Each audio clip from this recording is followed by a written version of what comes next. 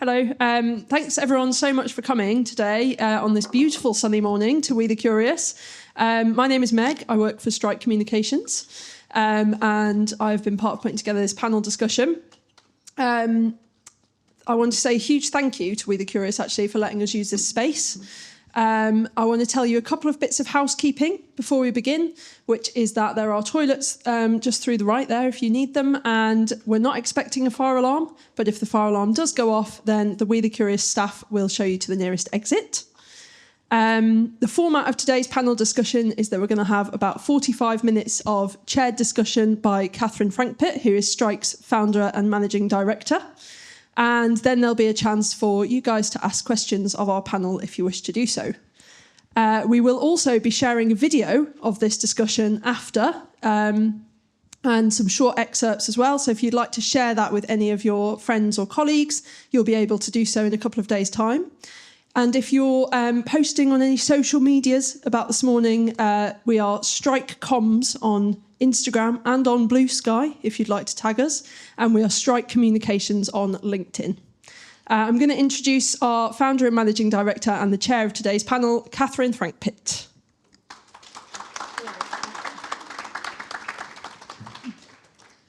Thanks, Meg. And thanks, everyone, for coming out first thing on a Monday morning.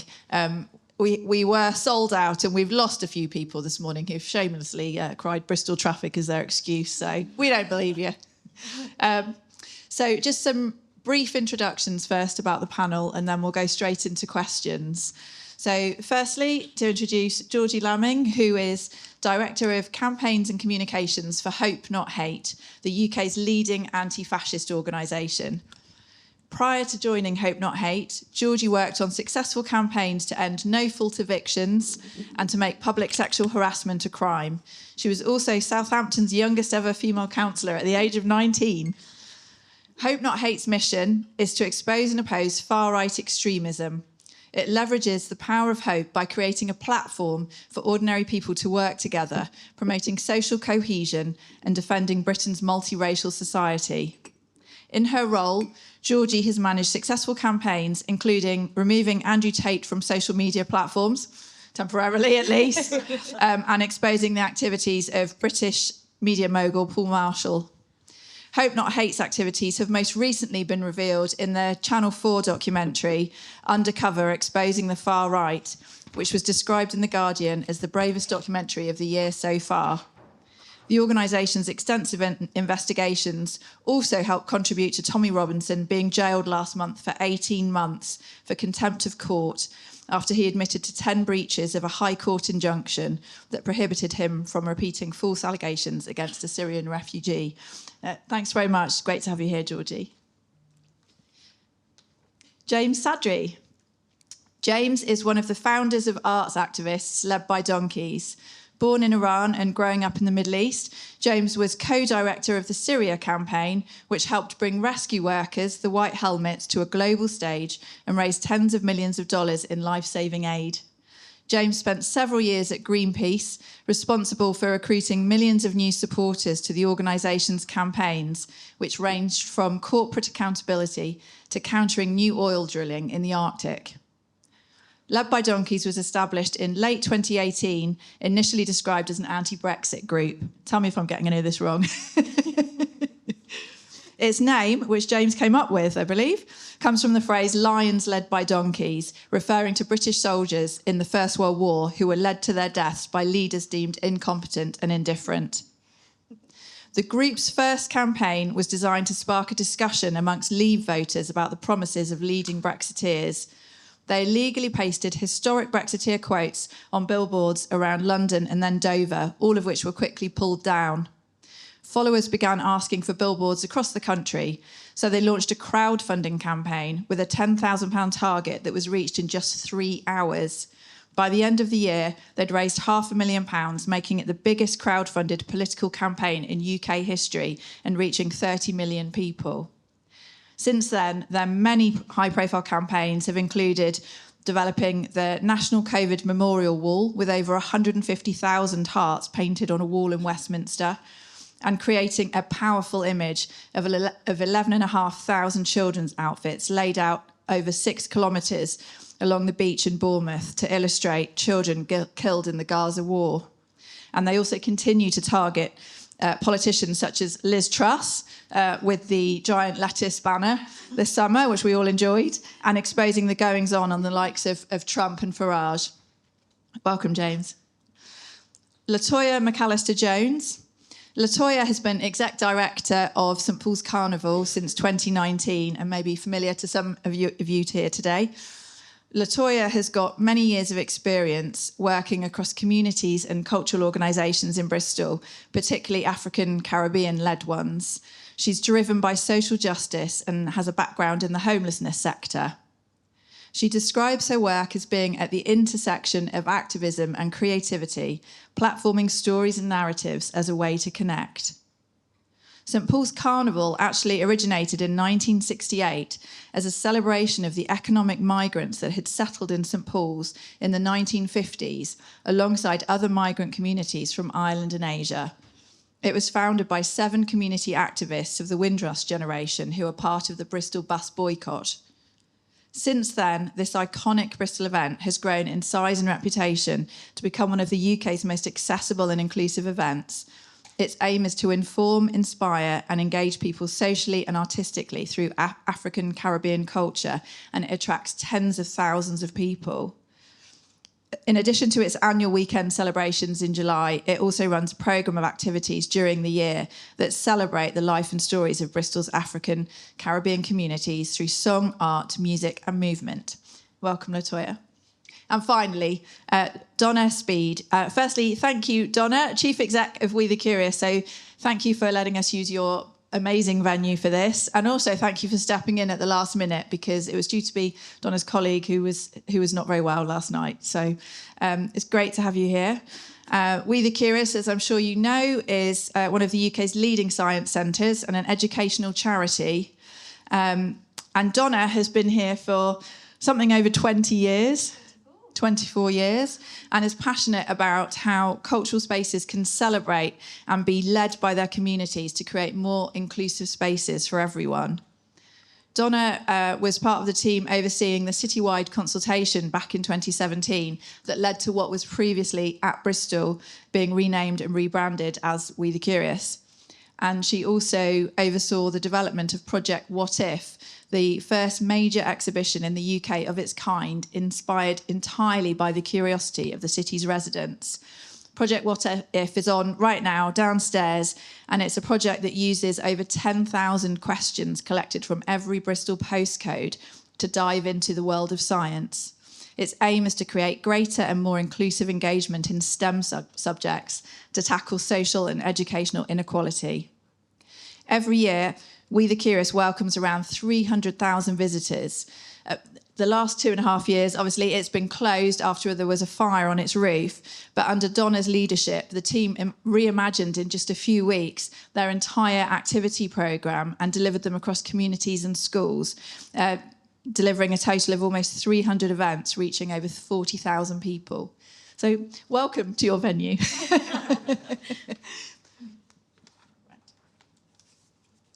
Right.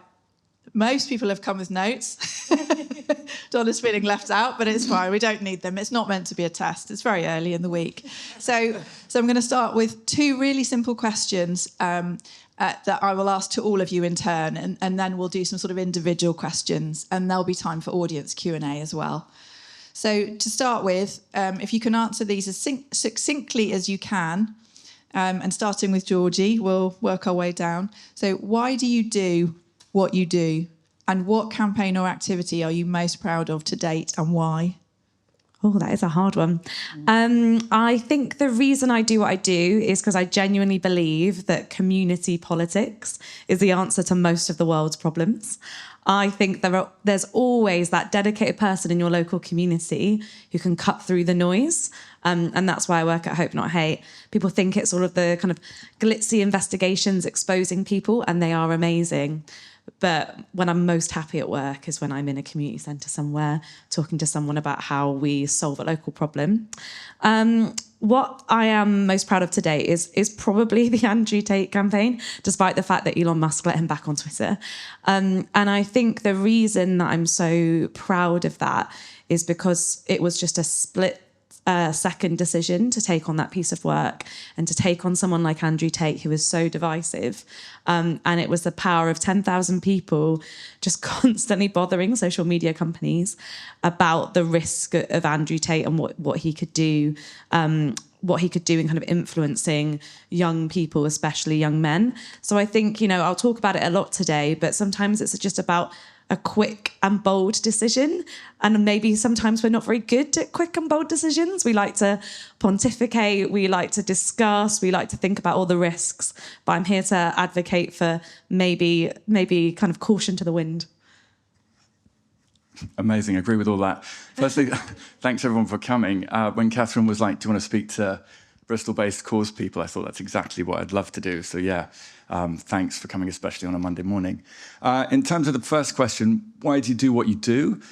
I think it's probably related to why you all do what you do. You care passionately about things or about the world not being quite how it should be.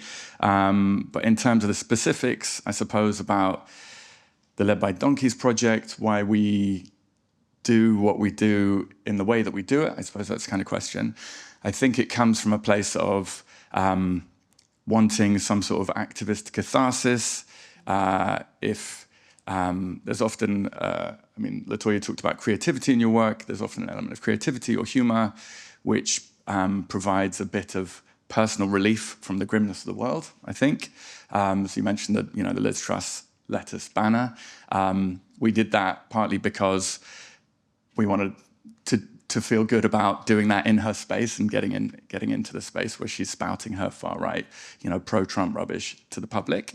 But also there was a serious part to it, which was trying to land this issue that, she was responsible for crashing the economy, and here she was trying to resurrect her profile to bolster some far-right elements, including the likes of Andrew Tate-aligned people, including Tommy Robinson and others. So there is a serious side to the humor, I suppose, in the work. In terms of what am I most proud of, I think you mentioned the COVID memorial wall. For those of you who don't know it, to rewind a little bit, often a lot of the work we do at Led by Donkeys is about trying to create a platform for the groups who aren't really heard on the issues that they should be heard on. And so during COVID, obviously massive mismanagement of the pandemic by the government, there was a really inspiring group of frontline activists called COVID-19 Bereaved Families for Justice, who were campaigning for a rapid review and for an inquiry into the pandemic. In fact, there's, I think there's people here who were also involved in that campaign. Anyway, we started working with them and projected their voices onto Parliament. And then we got wind of the fact that Boris Johnson was trying to create an official memorial to the pandemic. And we all collectively agreed that this is the last guy who should get to decide how we memorialize the people who died, the guy who's responsible for so many needless deaths.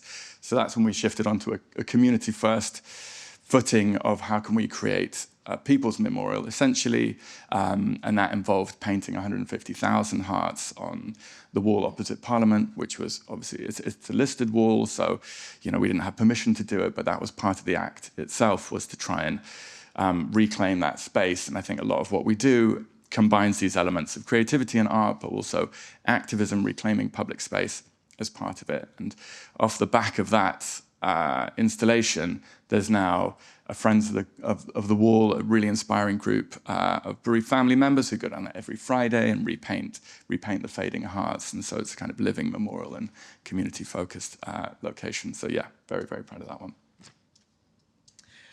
That's a bit of a hard one to follow, I think. Why do I do what I do? I think, sort of as a bit of an origin story, I probably do what I do now because I grew up in a house with my mum and my nan. And my nan was massively a massive community person, but also deeply political. And I grew up in like the end of the 70s, 80s, so Thatcher's period.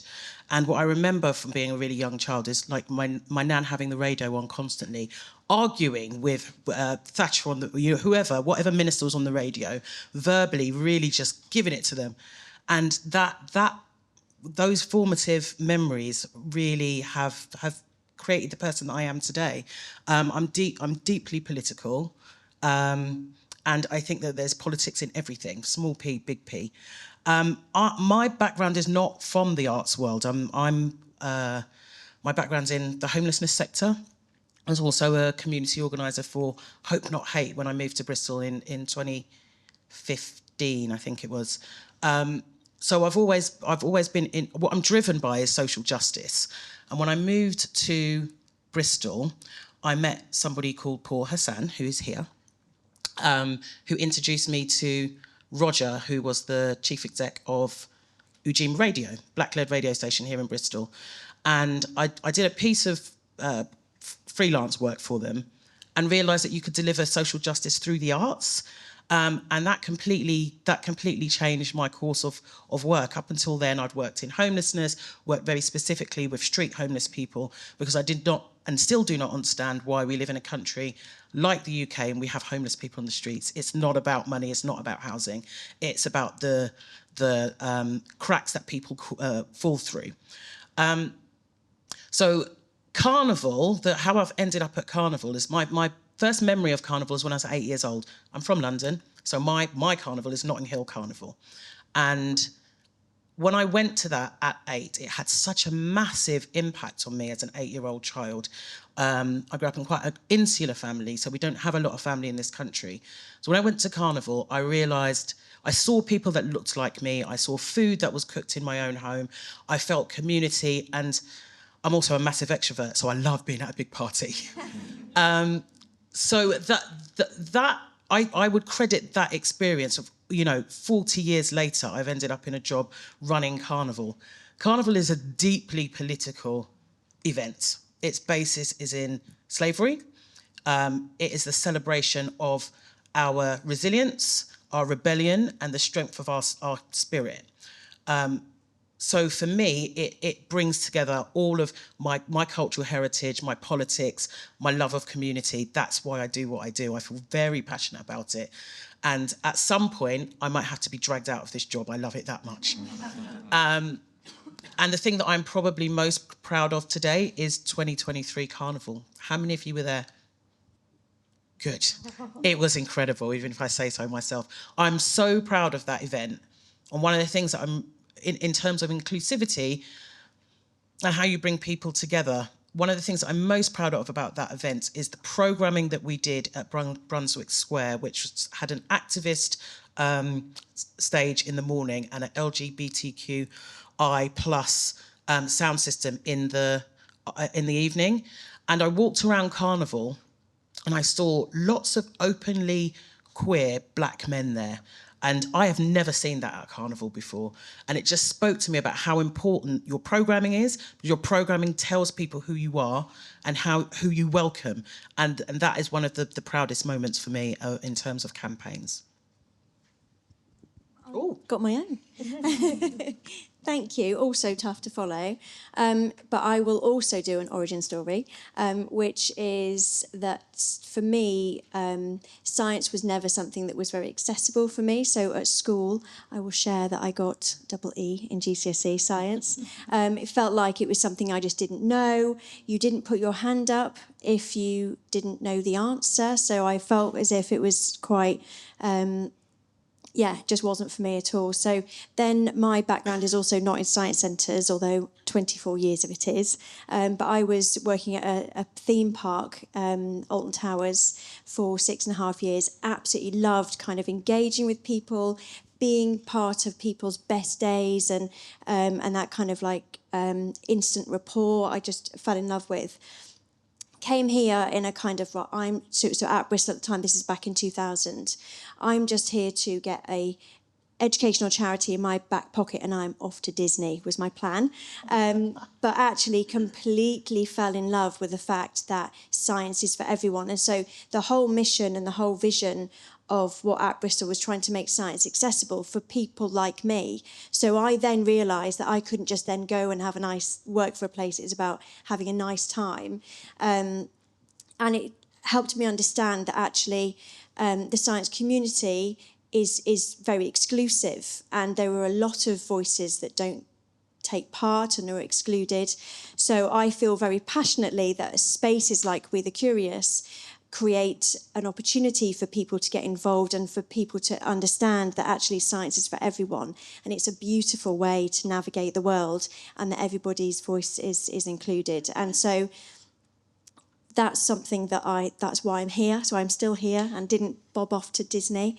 And the thing I'm most proud of probably goes back to 2017, when we really did say, actually, what are we for?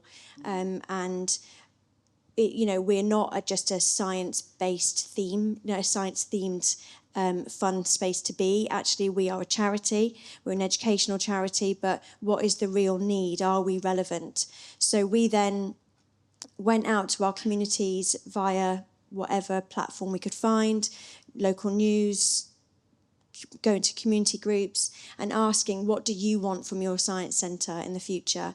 And it came back really clearly. We want you to stay interactive. We want you to not just be for kids. Crucially, we want you to take a stance, and we want you to be more collaborative, and that includes with us. So from that moment, we have really lent into that and been, and I'm really proud that actually the things that you've talked about, Catherine, in terms of the exhibition and being there for our audiences during the closure stems from that actually we are led by the people we serve, and we are making sure that we are listening and curious about what our community needs, and that's what drives us, and that's what I'm most proud of. Thank you very much. Some good answers there. I'm going to go to some individual questions now. And so this next one, sorry, I'm going to pick on you again, Georgie. I think this is a Georgie and then a LaToya one. So Hope Not Hate's work involves bringing people together to promote social cohesion. So how do you go about doing this and building a community around a cause? Yeah, and the reason I like this question is because often as campaigners, we're taught to talk about issues rather than causes. And I like zooming out in that way because I think the thing that I love about working at Hope Not Hate is that we don't assume that people can't be part of our community working in a cause. It's always about us working in communities and finding the issues that matter to them. And so I think the most important thing is not limiting who you think is part of that community. So, for example, Hope Not Hate have just done a poll of Reform UK voters, a pretty hard poll to do. But lots of people make assumptions about the types of people that vote for Reform UK. They will think that they think a certain way, they will think that they believe in certain things, and they'll write them off because Reform UK are a far-right party, but Reform UK voters aren't, or at least some of them aren't. And so when we're building around a community, around a cause, it's about not writing people off. So interestingly, in that poll, what we found was, whilst there is a kind of hardline anti-immigration slant to some of the people voting for reform, there are actually lots of things that I would have in common with a reform voter. So they believe in well-funded public services, renationalising the railways, punishing water companies for dumping sewage in our waterways, and for an extension of workers' rights. So when I'm building a community, I start with the people that I think are least likely to work with me, and I go backwards. And that's hard. It's a really hard thing to do because, I mean, this event is an example of it. You'll have to have your bags checked because I'm here. It's difficult to approach people that disagree with you first, but I think, or you think might not be totally sympathetic to your cause. But I think it's a strength as well as a challenge. Instead of saying, who are this is a horrible kind of charity sector, lowest hanging fruit? Why don't I go and talk to the person I think disagrees with me or might not necessarily appeal to me first? And I guess the other thing on kind of building a community around a cause that I've learned from working at Hope Not Hate and working with amazing community organisers who've worked at Hope Not Hate is around how to mobilise without shaming people, without lecturing them. So one of the things that Hope Not Hate found when they were first founded was that it was overwhelmingly men that were voting for the British National Party, and that actually women were the people who were able to persuade people in local communities not to do it because their self-interest, where they were worried if the British National Party and Barking and Dagenham were elected, then their streets were going to become unsafe, that the council wasn't going to do their job of keeping their streets clean, and that it would leave a bad impression of their community, and that's what they cared about. But when Hope Not Hate spoke to people, what really put them off anti-fascism was the idea of going around shouting Nazi at people and shouting racist at people. And that was because, one, they didn't think it would be very effective, but two, they had family members who were taken in by the British National Party. So what you're doing is shouting at their relatives, Nazi or racist, and it just puts people off. It polarises them instantly. So I think when you're building community around a cause, there's a challenge and provocation here that you should go to the people that you think are least likely or unlikely to support you and start from there. That's really interesting, actually. I love that. Starting with the people that are the sort of furthest away from you, opinion-wise. Latoya, the same question to you, because obviously, Carnival is very different, sort of the opposite end of the spectrum in a way from the sort of activities that Hope Not Hate do. But how do you go about you're also building community around a cause?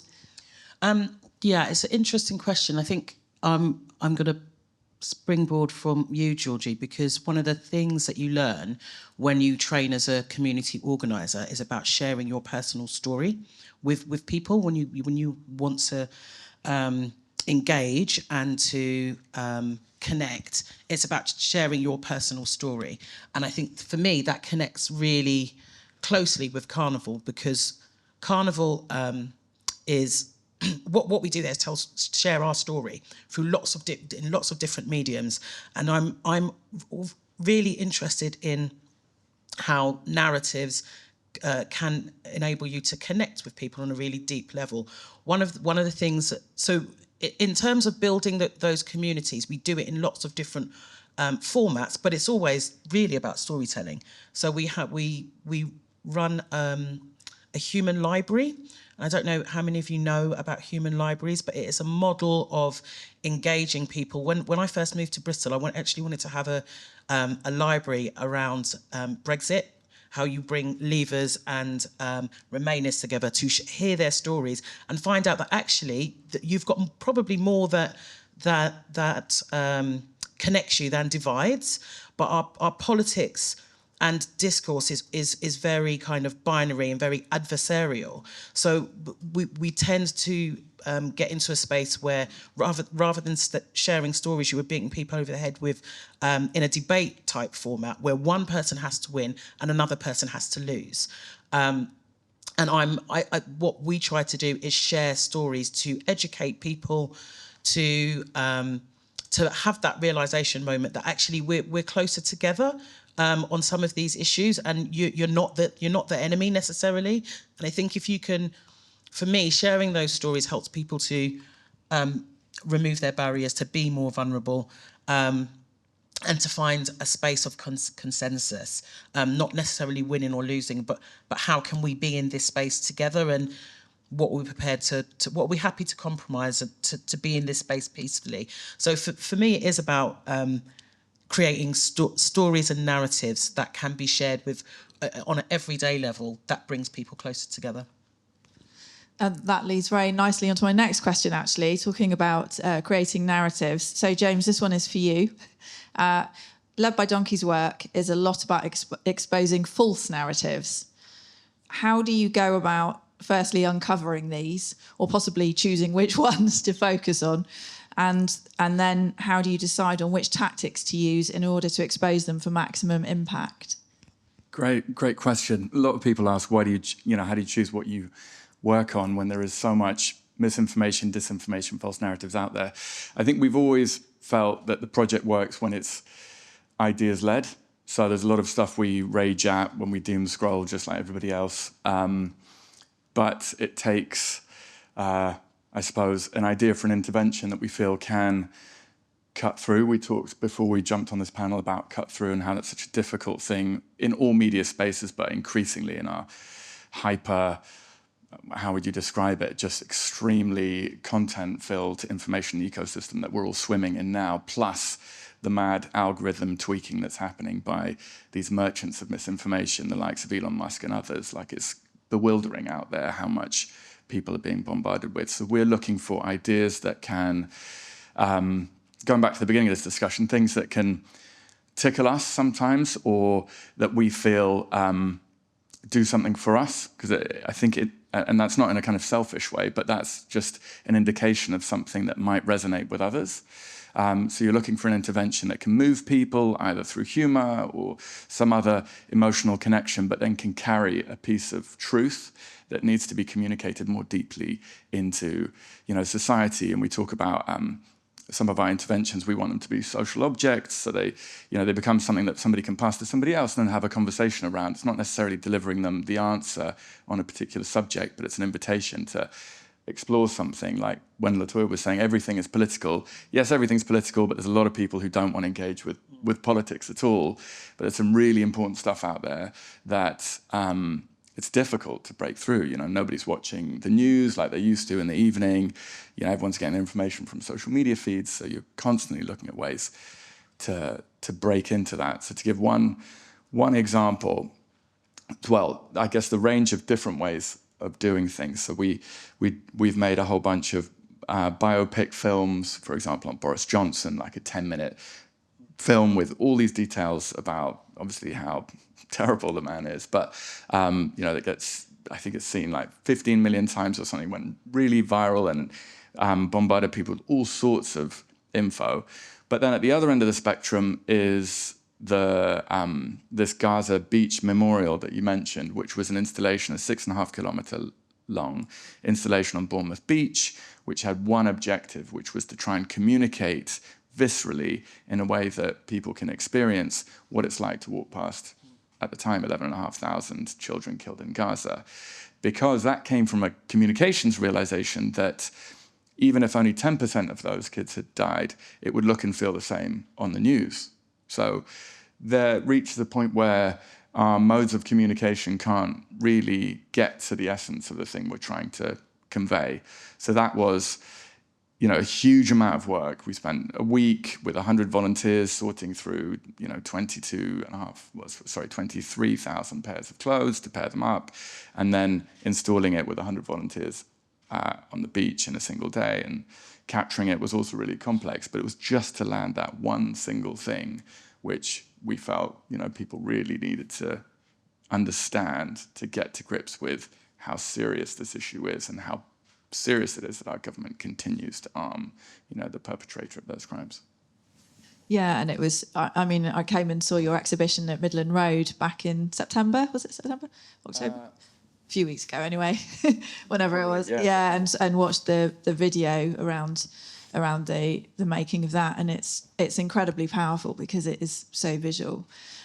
Donna, I kind of wanted to put the question over to you really, because obviously, again, We the Curious is a very different type of organisation, but as a science centre, you're very much there to present facts for people to then come and explore and question the world rather than just accepting what they might see in the media or on social. So I'm just interested to sort of hear your take on it really and your approach to engaging with audiences. And I think we used to be a little bit more didactic with how we would approach that. Here's something for you to learn.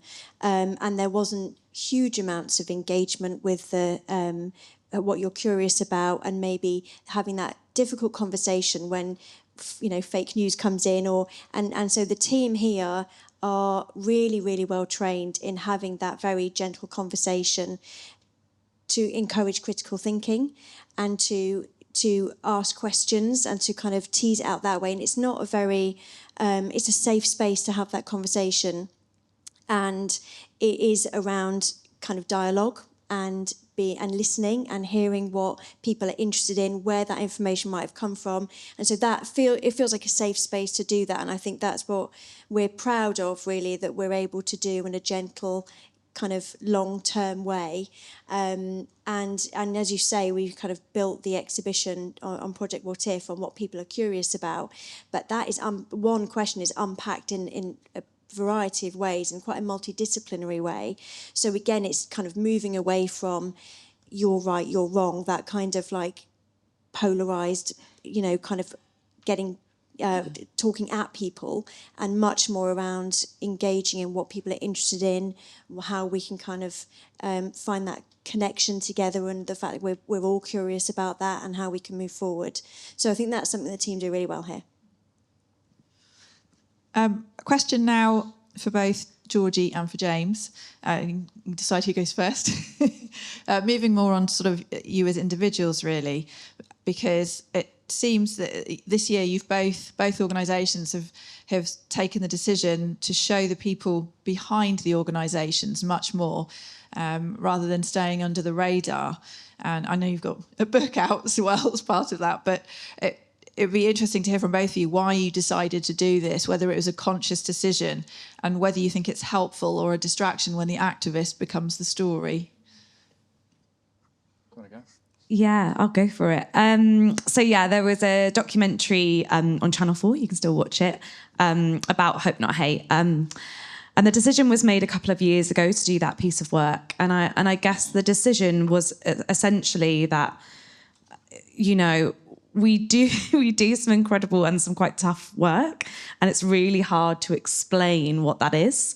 And we felt like that was the right medium. But we've also done in the past, we did an ITV drama with Stephen Graham in it called The Walk-In, which went out on ITV, and we felt ITV was a really important audience for this because it was about reaching different people with a story of a real person. His name's Robbie Mullen, who was in a far-right group, and he saw something that scared him, which was a plot to murder an MP, and he made a really, really brave decision to get in touch with Hope Not Hate and try to stop a murder plot, and he did stop a murder plot. So it's not the first time the documentary this year, but we've done it in different ways. And I think it's a really difficult and personal decision, and there are staff who aren't seen in that documentary, unfortunately, because they've made a decision that it's not safe. So even in itself, like, it looks like we've opened up all of the doors, you're invited into the office, but maybe if you peel back even a bit further, that there's more story there.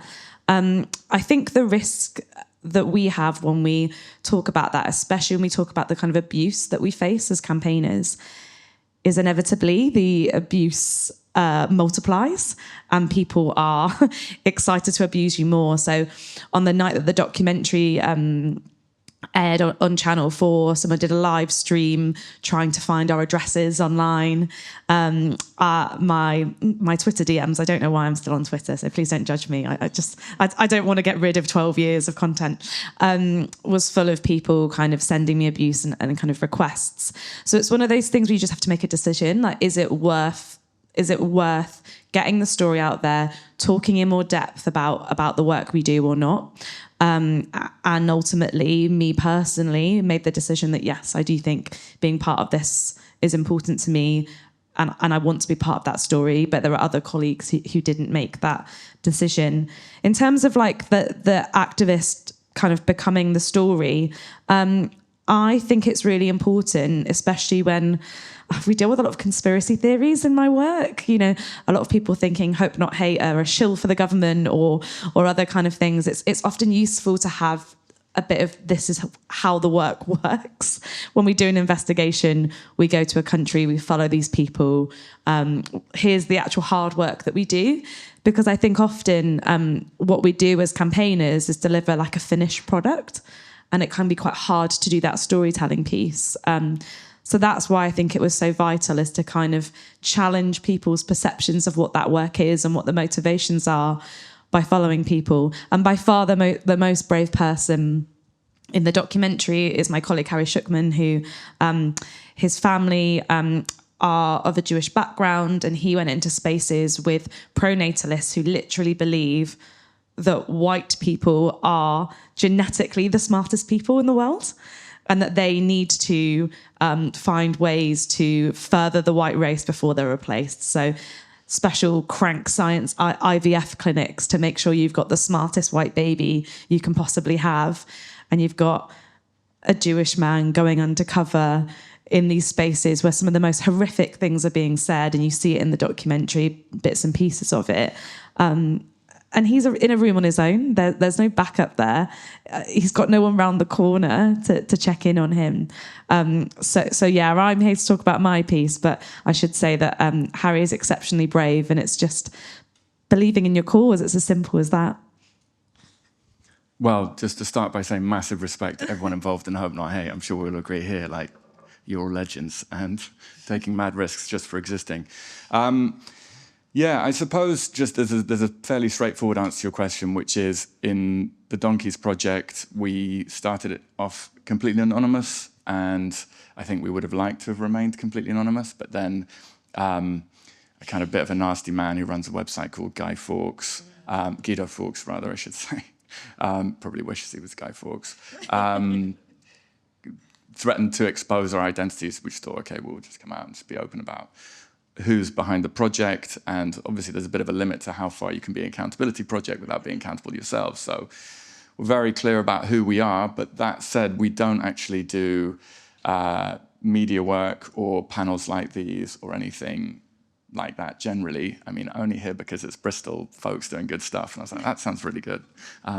But I think not because we don't think it's important to be visible and accountable in the way that you articulated, and relatable, and people be able to see and understand the work and neutralize conspiracy theories. But I think for the project that we work on, we really want the work to speak for itself, and it has to stand up on its own 2 feet and not be judged by, oh, I like the identity of that person behind the thing, or this whole cult of personality, which can be so toxic in the media space. And I mean, some of the targets that you're up against, I mean, it's the cult of personality is absolutely everything. I mean, we've got an incoming US president who is guilty of some of the worst crimes imaginable, and yet can still be elected off the back of the cult of personality in some ways. So I think we wouldn't be doing these events. We have a book out, which is, part of the contractual obligation is to do a whole bunch of events, which is lovely to meet lots of people, but that's not what we're in it for. But yeah, so I think in summary, I think there is a lot of risk actually with personality-based activism, and some of the brilliant groups out there doing great stuff, from environmental to Palestine, all of these different issue areas have broad-based movements who support their activists regardless of who they are, what they look like, and how the public perceives them. And that's the way to really build a sustainable movement for anything, really. And the natural next question, which I think I might send in Latoya's direction, because I feel like you'll have an answer to this. And again, thinking about the history of Carnival and some of the sort of originators that were involved, like Paul Stevenson and Roy Hackett, who are big celebrated names in Bristol. So, real sort of leading activists. But many activists over the years, going back to suffragettes or whoever, who have really stood up for their cause at great detriment, personal sort of outcomes. So I'm just wondering, does the end always justify the means, or do you think that the end justifies the means? So I'd be interested for your views on that. So that's a difficult question, that one. And we talked a little bit about this when we were talking about this panel. And I know at the moment there's in the spotlight there's the Band-Aid, was it 40? Band-Aid 40? And the kind of cyclical conversation about the harms done in that original sort of lineup, the view of the continent of Africa, how sort of the perpetuating stereotypical images, tropes, etc., etc. And I think that's definitely a harm that was done. But I also think that two things can be true at the same time. That charity raised a lot of money that had has had and continues to have a positive impact on many people's lives, just from a financial perspective. So I think it depends. It depends. Sometimes it does. Sometimes it doesn't. I don't allow my children to watch certain charity ads on, clean water for this African country, etc., because I don't want them to grow up thinking that black kids in Africa don't wear shoes and don't have clean water. It is very, very harmful. And I don't understand why we have so many charities that still use those types of images, because it's been made very clear for decades that it's actually it's really, really harmful. So that's the personal stance that I take with it. But I think that the ends justifying the means, it all depends on what you're fighting for. At some, in another context, absolutely, the ends will justify the means, because it's your life or death. It really does depend. And I think I talked a little bit about our adversarial and binary discourse that we have. One of the things that I think is really important to remember is that two things can be true at the same time. And I think we need to get better at nuanced debate or discussion, or where you're trying to find consensus, because I think very little is black and white. It's nearly always grey, and I think our public discourse suffers from being too sensational and for clicks. You don't get underneath the argument or the topic in the way that you need to, so you can look at it from a 360. Yeah, that's really interesting. Thank you. I think I've got loads of questions here, and I've just seen the time, so I'm going to try and get 2 more questions in, and I'm open to whoever wants to answer these, really. So I'm going to look at sort of the kind of core of what we do now, thinking about the world that Strike operates in very much, which is sort of media relations, social media. So looking at the media landscape, I think the latest figures are that 71% of people now get their news online rather than from the TV. BBC News still remains the most viewed source, followed by The Guardian, so I guess there's some reassurance in that. But in terms of our daily newspapers, 80% are controlled by just 3 companies, so News Corp, which is the Murdoch family, the Daily Mail, and Reach plc. And obviously, we live in a very sort of a clickbait environment. So with all of that in mind, what role do you think the mainstream media has to play going forwards in helping to share the messages of your campaign or cause? And if it has a role, does that include the likes of the right-wing media, such as GB News? Don't know who wants to answer that one. I can start quickly with a couple of reflections on who owns the media and what that means. And then maybe people could have some opinions on GB News, but I have my own opinions. So we mentioned at the start a man called Paul Marshall, who is one of GB News' founders and kind of co-owners. And at the start of the year, Hope Not Hate did an investigation with the News Agents podcast, where we revealed that Paul Marshall had a secret Twitter account where he was reposting extremely racist and sexist content. So he wasn't posting it himself, but reposting and liking this content. He recently bought The Spectator and will possibly be buying the Telegraph, and he owns a big chunk of media in the UK. And the reason why we thought that story was an important thing to reveal and an important thing to kind of prioritise, it was months of investigating, was to reveal the motivations of people in the media.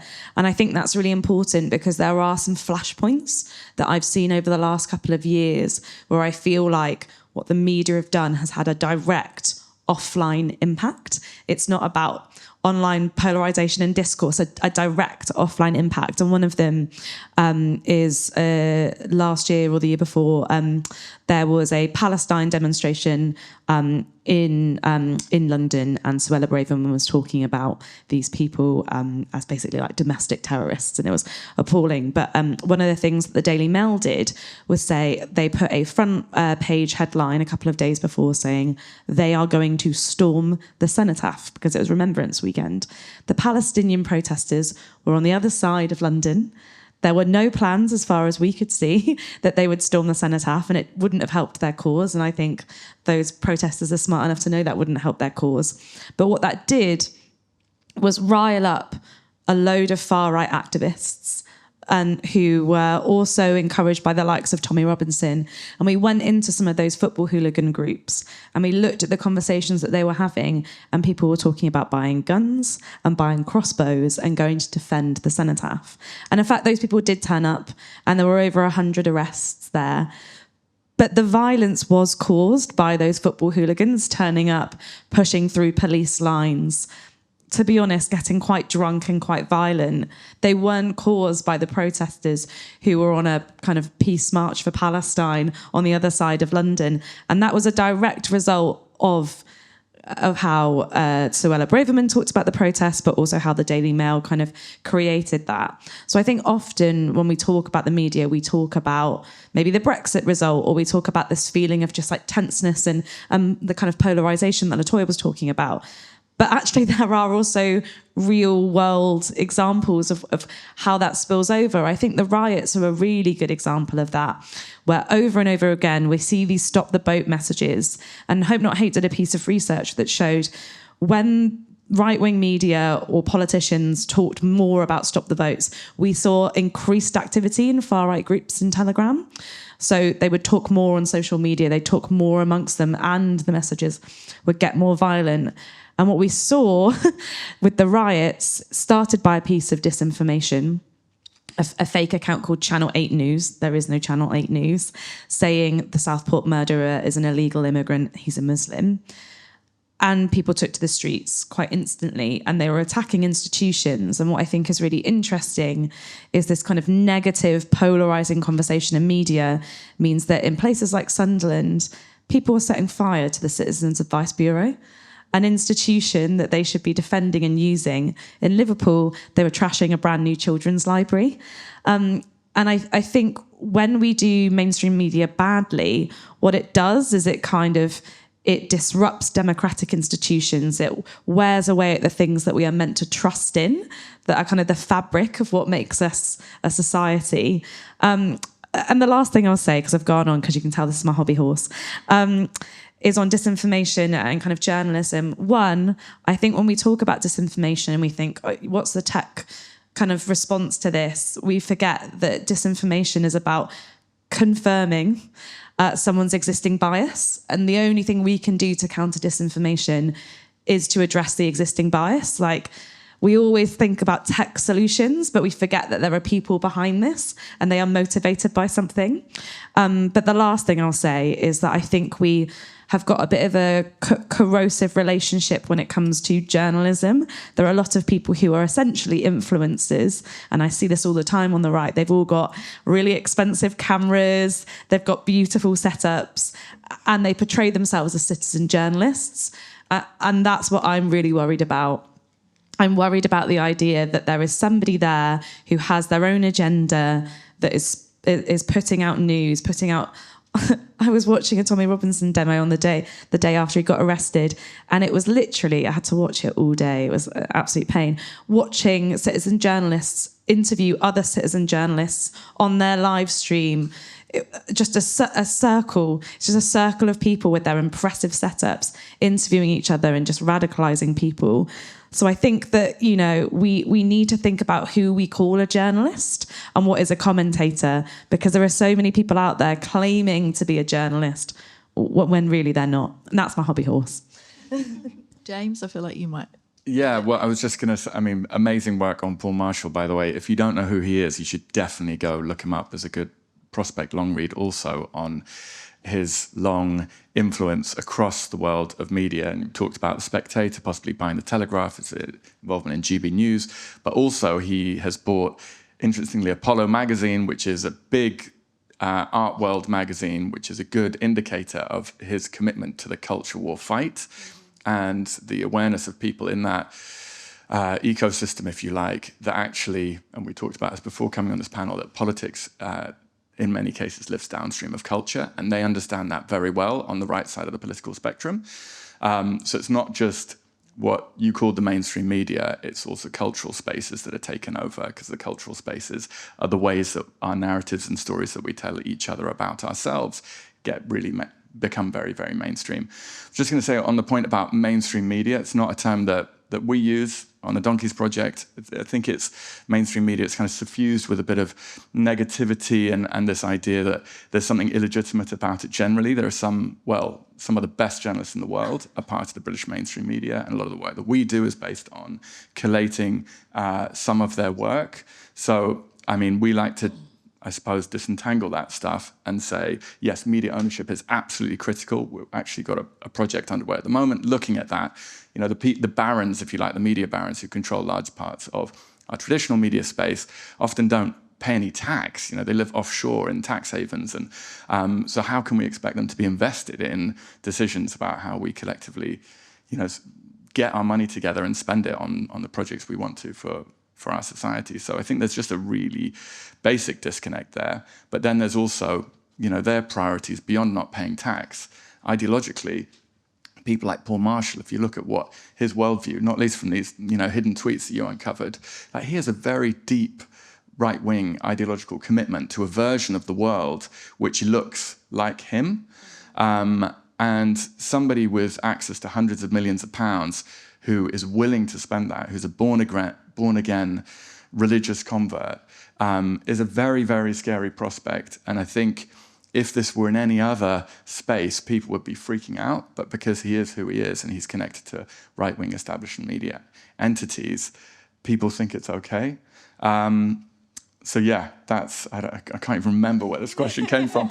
But just this, it was about whether you should engage with media. I think actually I spoke to somebody this week who's doing some really important work to try and get somebody out of jail, a political prisoner, in the UK, and they were asking about what they could do. And actually, I did give them a piece of advice, which was to try and mobilize parts of the right-wing media. And I think I wouldn't be categorical about not engaging with certain bits of the media space. If you work in a campaign and cause-based environment, it speaks to your point about ends justifying the means. If you can save somebody's life by speaking to a journalist in the Daily Mail, of course you should try and do that. So I think it's a bit more complex, but we have this collective responsibility across the country to redress who owns the media and how we can stop them changing the stories that we tell ourselves about who we are ultimately. Thank you. I'm just conscious of the time, so I'm thinking I will stop my questioning there and we will open it up to the audience. Meg, do you want to take this mic and we'll do a bit of roving mic. Has anybody got any questions they want to ask? You want to? Paul?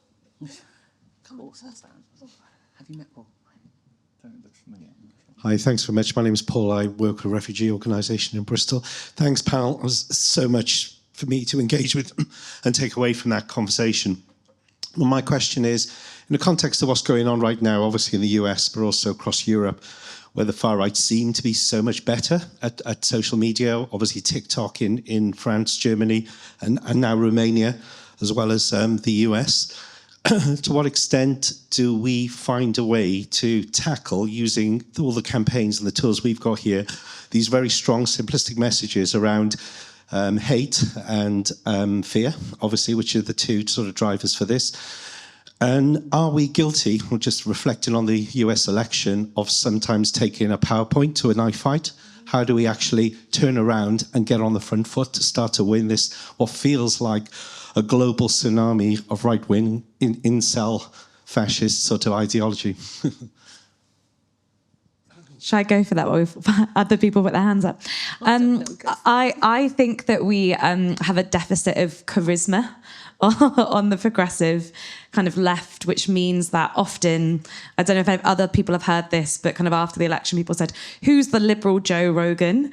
And we forget that Joe Rogan was not a right-wing Joe Rogan for years, he was just somebody who was a plain speaker, who talked about masculinity in a way that really appealed to people. And later on, his politics shifted.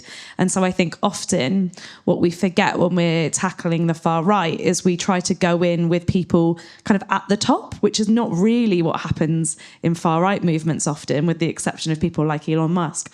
Often it's kind of micro influencers at the bottom who influence people. So I think when we're talking about kind of countering the far right, when we're talking about TikTok, etc., I don't think it's institutions that save us. I think it's people. I've been thinking a lot about John Prescott dying and kind of what I think we're missing in politicians and what we're missing in terms of personality. In that, I don't know if anyone saw the clip of him on Top Gear. And he gets asked a question about, I think Labour closed a lane going into London, and Jeremy Clarkson hated it. And he starts having a go at John Prescott, and John Prescott is able to very confidently disagree with him, and he doesn't apologise, he disagrees with him, and he gets the whole audience on his side. And we don't really do that on the left, and it's to the PowerPoint, to a knife fight. We try to educate people, we try to take them on a journey, we try to explain, but we don't try to emote, we don't try to convince in a way that feels natural. We try to lecture people. I think of that when I think about the New Deal for Working People, which is one of Labour's kind of flagship policies.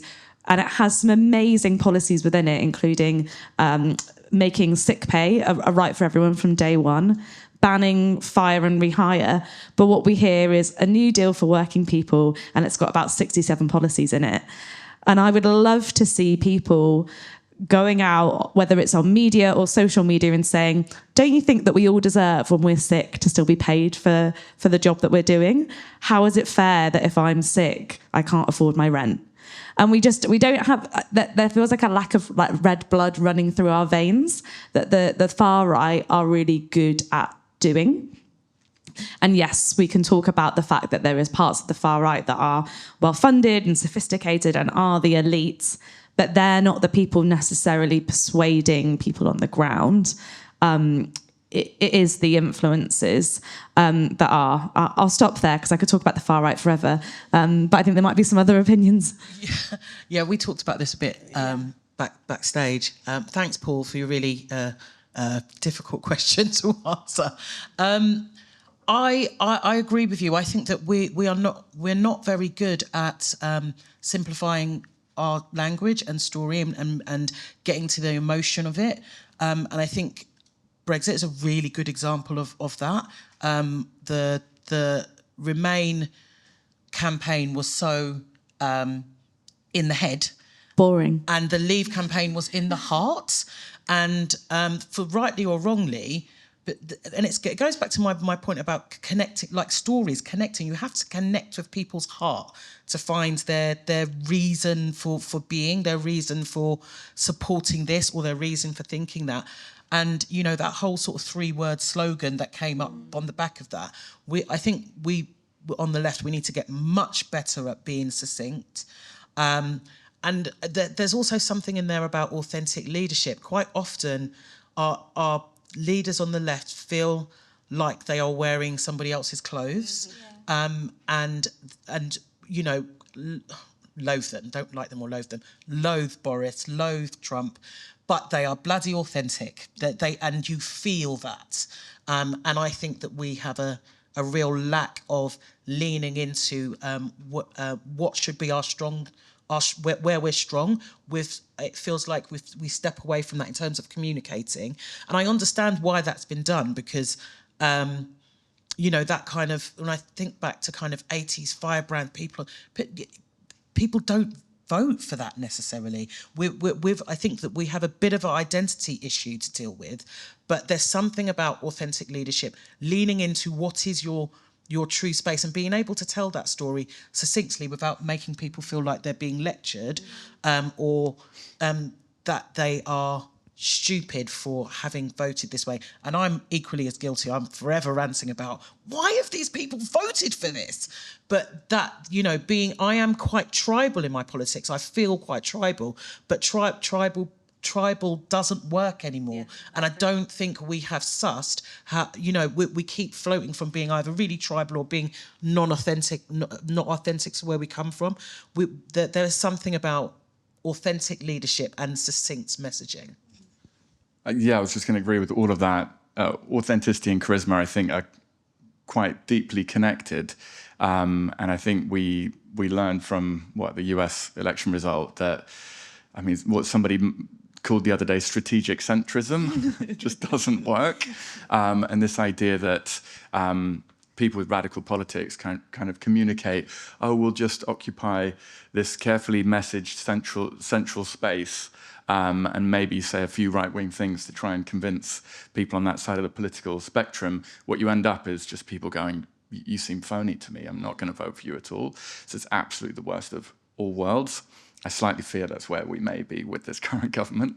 But I think, and this is going to sound like a more depressing note, while I agree with all of that, I think the story that we tell on the progressive side is kind of structurally constrained, right? Because we have really national political systems, right, where we're in the UK talking about what can we do for the 60-odd million people of the UK, but talking about where the Donkeys project came from. Yes, it was initially an anti-Brexit project. It was really, we didn't really care about Brexit in that we didn't really care about the European Union, but what was under attack was this sense of internationalism, was a vision of the world which we thought had legs, right, which was, it's not just all about the UK versus the world. That's like an outdated 20th century concept. And we can imagine a future where maybe we're dissolving some of those borders in various ways to maybe imagining a different kind of future world. Like if you get into that space now, you're seen as like a crackpot lunatic, right?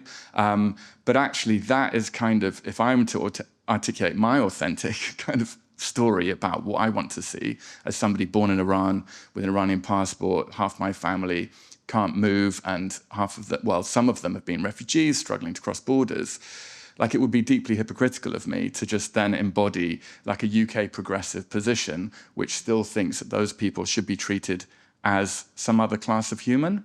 So I think there is a structural thing in that we're locked in this kind of, and this is, sorry if I've lost you all in this kind of slightly political philosophy rant, but we live in this increasingly globalized world where these cash flows in hyper-billionaires are destabilizing countries, and we've just got these national tools to try and protect our workforces, protect our environment, while these companies threaten sometimes in ways that they can back up, that we'll just take our factory or our nice .com business over the border to somewhere like Ireland where there are no legal protections. And then you have the political leaders kind of, what decisions do they have to make? So I guess what I'm saying in summary is, yes, we do need to be authentic, we do need to be charismatic, but we also have to be unashamedly radical in the world we want to create. But what I would say very quickly on that is not polarizing.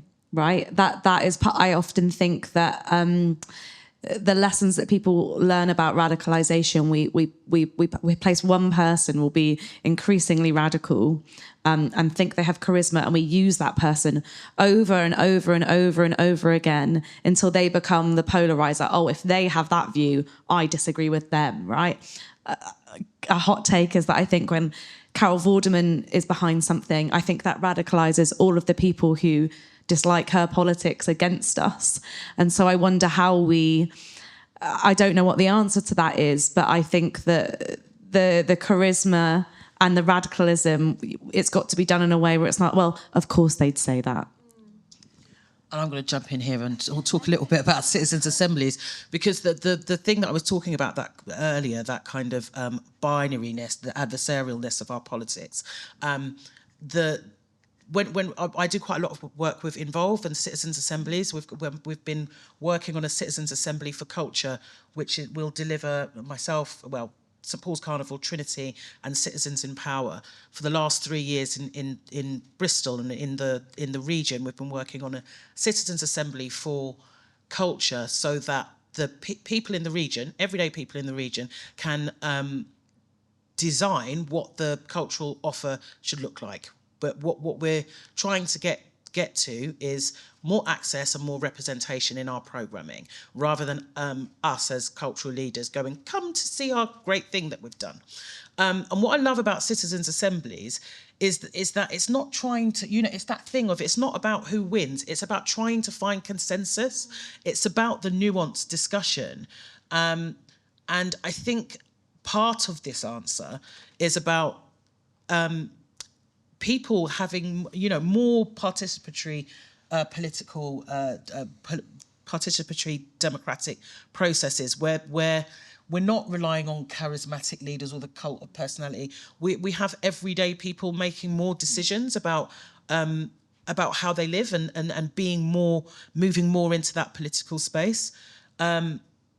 Because the process of an assembly is about trying to find consensus, not trying to win an argument. And we spend so much time trying to win an argument, we forget that actually that's not how people live their lives. So for me, that model, whether it's a citizens' jury, an assembly, how do we get more people involved with how policy is set at the local level, regional level, national level? And I think that will begin to change the outputs, and also you're starting to raise the next generation of leaders to be more collaborative, to be more to find more ways of reaching consensus. Can I just jump in quickly? I know we're moving to the next one. And so just to echo your point, actually, it's about getting people involved and inspiring those kind of people to take a voice, but that means listening as well. And so the Citizens' Assembly is a beautiful way to be able to listen deep so before you start moving forward. And I think that's something that is exciting about these new generations coming in, where it's, where there is a pathway in. It's exciting.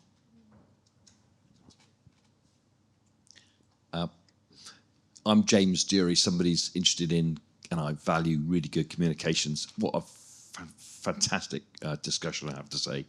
I've got about 6 questions, but clearly there isn't time.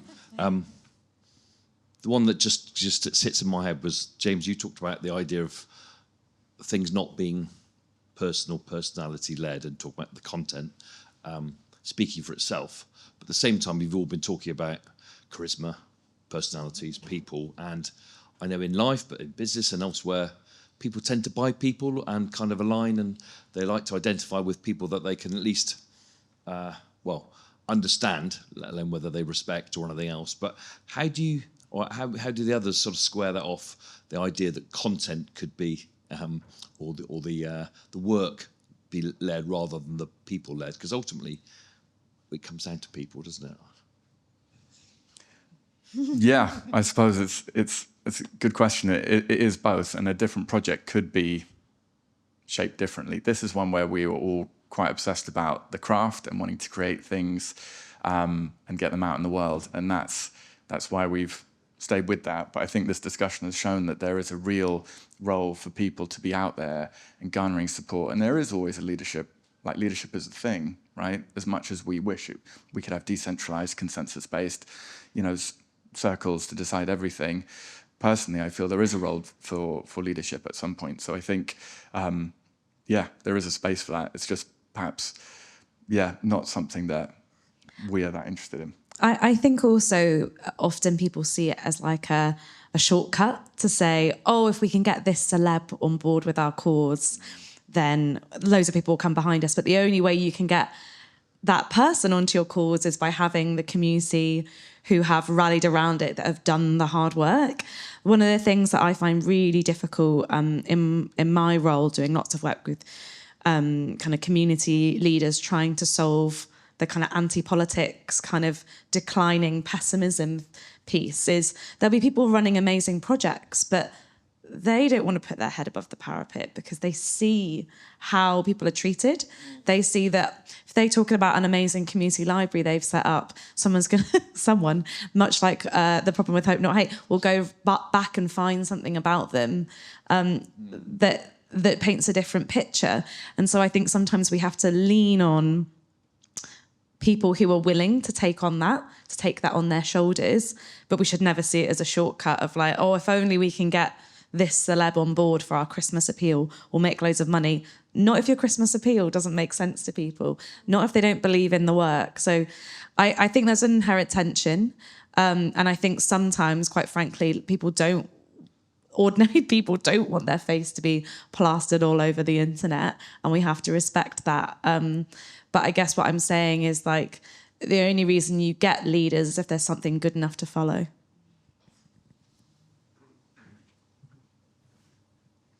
Right, sorry, we've sort of run out of time here, I think, and I know people need to go. I'm sure there are lots of questions. I feel like we need to do this again. But so I just want to say thank you very much, everyone, for coming and listening on a Monday morning. Thank you so much to the panel. We admitted this morning, we just came up with this because we were like, who are the people that we would most like to get on a panel and hear what they have to say? And let's just see if we can get them to do it. And they all said yes. So it's fantastic. It was for us, really. But we could listen to you for hours. I really appreciate you giving up the time. And it was super interesting. And as Meg said at the start, it's all being recorded. So we'll get that edited down and then we'll share it. And what we'll also do, of course, is share links to all 4 organisations. So if anyone wants to share their messages, support their causes and campaigns, then we would strongly encourage you to do so, because we think you all do incredible work. So big round of applause. Thank you so much, everyone.